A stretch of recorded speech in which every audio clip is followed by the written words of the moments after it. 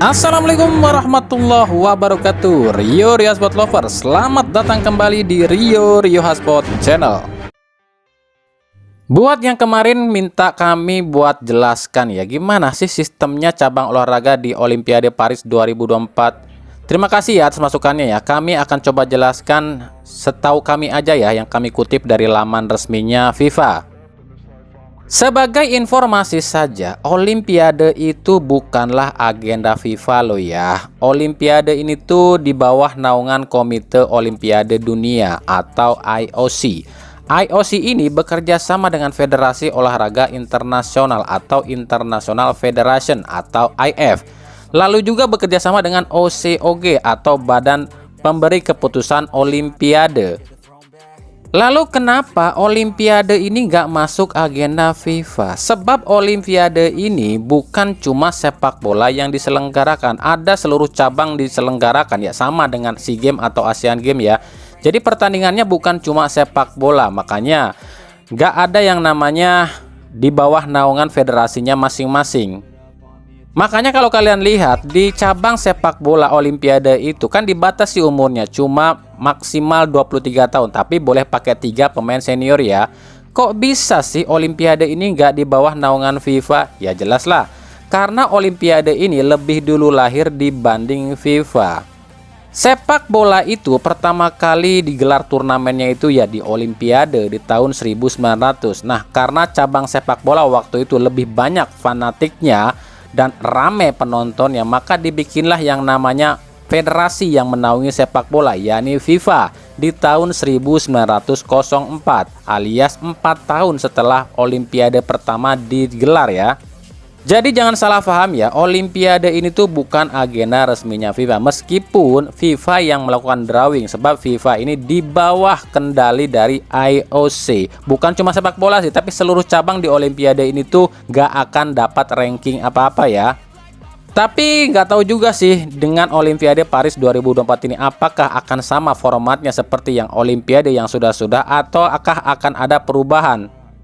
Nah, di Olimpiade ini tuh khususnya di cabang sepak bola ya, cuma ada 16 tim aja yang main. 16 tim ini tuh dibagi 4 grup, dan cuma juara dan runner up grup aja yang akan lolos ke babak selanjutnya. Ya sama kayak AFF gitulah. Terus apa keuntungannya main di Olimpiade, sementara Olimpiade ini nggak masuk dalam agenda FIFA dan nggak dapat ranking apa-apa, cuma dapat medali dan hadiah aja. Yaitu mungkin buat atlet memang nggak dapat apa-apa ya, tapi kalau buat negara, Olimpiade justru dianggap hal yang prestis, sebab biasanya yang juara di Olimpiade ini akan mendapatkan beberapa benefit dari IOC. Kita kasih contoh aja Olimpiade 2020 Tokyo, Jepang. Waktu itu kan Brazil sebagai juara di sepak bola ya. Nah, setelah juara Olimpiade 2020, Brazil ini mendapatkan berbagai fasilitas mewah dari IOC, seperti dibuatkannya 20 stadion baru dan lain-lain. Bahkan diberikan kemudahan bagi Brazil untuk para pemainnya ini masuk ke tim-tim dimanapun juga. Dan peringkat Liga Brazil pun naik drastis, yang tadinya peringkat ke-12 di dunia, sekarang jadi ke-6 di dunia. Lalu para pemain yang tampil di Olimpiade itu biasanya harga pasarnya akan naik, yang artinya harga di liga pun akan naik ya. Cuma itu sih yang kami tahu ya. Ya kalau ada yang kurang jelas ataupun kurang tepat ya silahkan koreksi aja ya. Timnas Indonesia sendiri belum 100% lolos Olimpiade loh ya. Jika menang lawan Uzbekistan di semifinal ini ya otomatis lolos. Tapi kalau kalah akan diadu lagi dengan juara 3 Piala Asia ini. Kalau kalah juga ya diadu lagi dengan Guinea. Ya kalau menang baru lolos. Paham ya?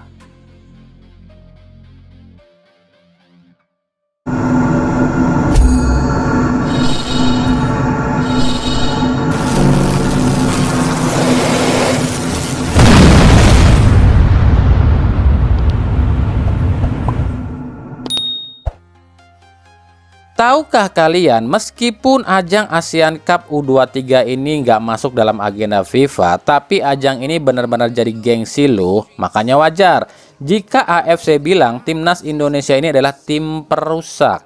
Ya, timnas Indonesia dianggap tim perusak rencana oleh AFC. AFC memang sudah menyeting kejuaraan ini agar yang lolos adalah tim-tim tertentu saja. Tapi Indonesia jadi tim perusak rencana mereka. Dan tentu saja Sintayong yang jadi sosok aktor utama biang keladi rusaknya rencana busuk AFC ini. Pantesan aja ya, dari awal grup aja udah dicurangin mulu Indonesia.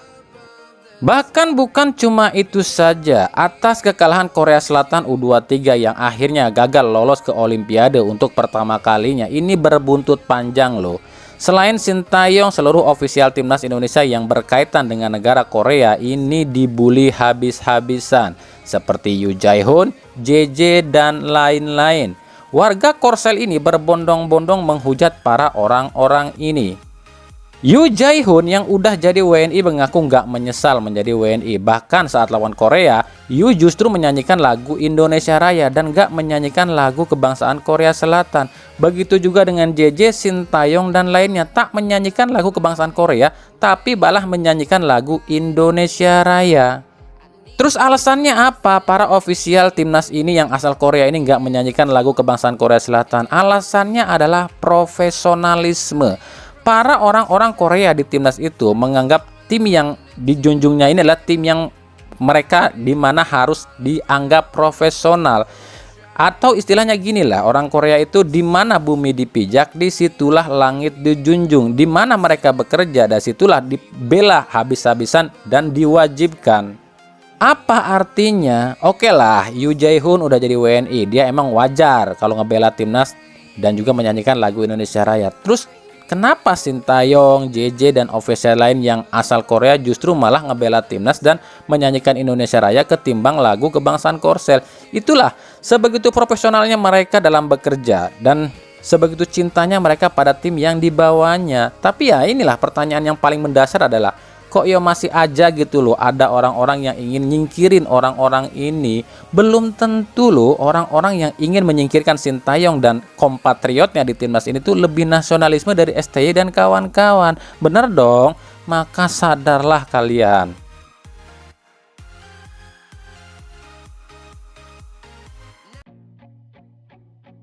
Lagi keanehan orang Indonesia muncul di saat timnasnya lagi maju, supporter timnas Indonesia lagi antusiasnya dukung timnas. Cuma demi cuan segala cara dilakukan.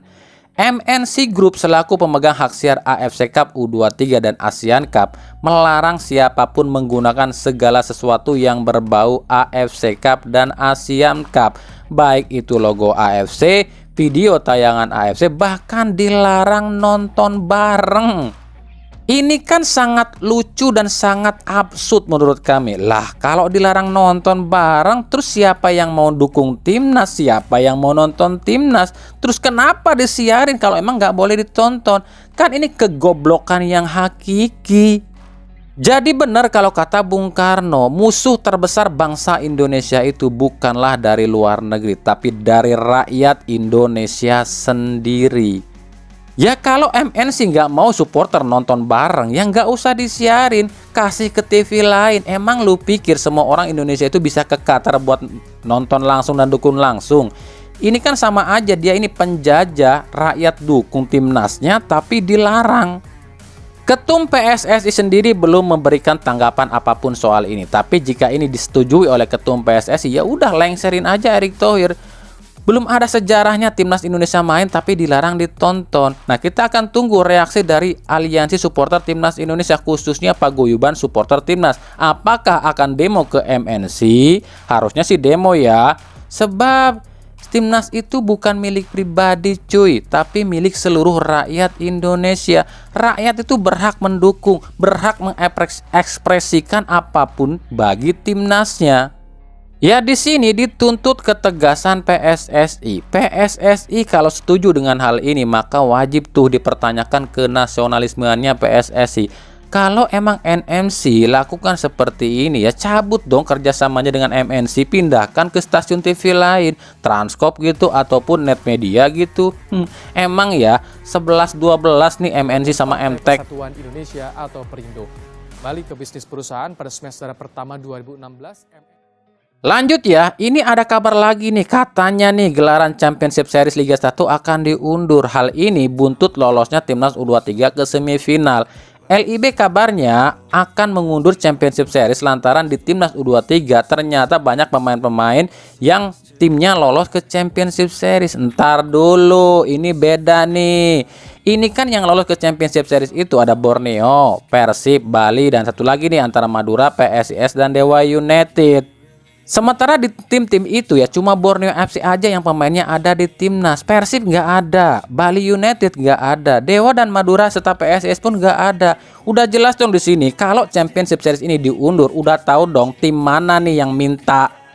Kenapa? Takut ya Borneo FC di Champion Series, makanya minta diundur segala. Katanya tim unbeaten, katanya tim terbaik, katanya tim juara regular series. Kok minta Championship Series diundur sih?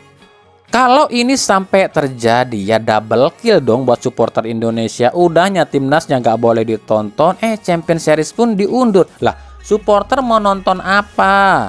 Dan jika ini beneran terjadi, kami mau menampar nih orang-orang yang pernah menghujat kami dan bilang kami ini ngejelekin PSSI dan LIB. Tuh, lototin sama mata kepala kalian betapa bobroknya PSSI dan LIB. PSSI disetting sama stasiun TV, LIB disetting sama Borneo FC. Kan lucu. Inikah yang disebut profesional? Silakan jawab sendiri.